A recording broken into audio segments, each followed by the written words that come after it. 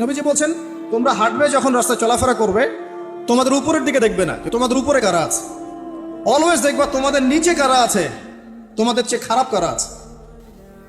এক ভাইকে আপনি দেখবেন আপনি সুস্থ, তার হাত নাই। আরেক ভাইকে দেখবেন আপনি সুস্থ, তার চোখ নাই। এক ভাইয়ের পা প্যারালাইজড হয়ে গেছে, এক ভাইয়ের বডি প্যারালাইজড, একজন হার্টের রোগী, একজন ডায়াবেটিসের রোগী।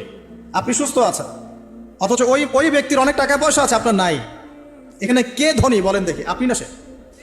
আপনার সুস্থতা আছে।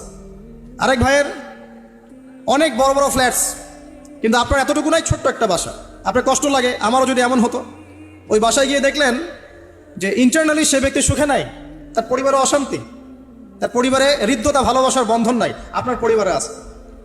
একটা রিক্সাওয়ালা সারাদিন রিক্সা চালিয়ে 500-1000 টাকা আর্ন করে বাসায় চলে গেল, গিয়ে বাসায় আলু ভর্তা, ডিম ভাজা, ডাল দিয়ে ভাত খাচ্ছে, সুখে আছে দিব্যি, বউয়ের সাথে গল্প করছে, চাঁদ দেখছে।